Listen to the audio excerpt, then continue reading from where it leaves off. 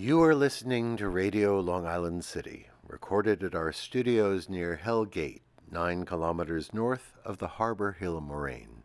And now, the Observatory. The Observatory, Wednesday the 9th of April, 2025. It is 20 days after the spring equinox. It is 72 days before the summer solstice. By the French Republican calendar, it is the 20th day of Germinal, the day of the ruche, the beehive. The sun rises today at 6:26 a.m. Solar noon takes place today at 12:57 p.m. The sun sets today at 7:29 p.m. Civil twilight ends at 7:57 p.m. and nautical twilight ends at 8:31 p.m. The length of daytime today is 2 minutes 38 seconds longer than yesterday. The moon is in its waxing gibbous phase and is 90% full at midday. The full moon will arrive on Saturday, the 12th of April. These are the predicted tides today for Horns Hook. In the very early morning, low tide, 4:02 a.m., 21 centimeters. In the late morning, high tide, 10:04 a.m., 1 meter 37. In the afternoon, low tide, 4:07 p.m., 18 centimeters.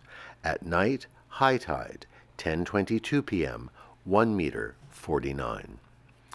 In our shared realm of plants and animals, bats are emerging from hibernation this time of year. Little brown bats can be seen in Central Park. A good time to spot them is at dawn and at dusk, as they fly amongst the trees looking for insects to eat. Little brown bats belong to the family of mouse-eared bats. Commemorations. On this day in 1833, the first tax-supported public library in the United States was opened in Peterborough, New Hampshire.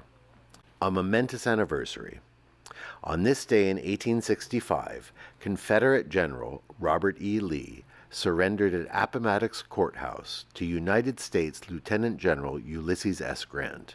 The Civil War was over in Northern Virginia.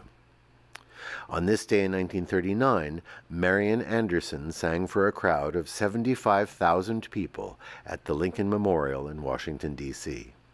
The performance was arranged because the black contralto had been denied permission to sing to an integrated audience in Constitution Hall, of all places, in the city. On this day in 1898, Paul Robeson was born. The bass baritone singer and actor was deeply involved in the Harlem Renaissance and lived in and performed in Britain for several years.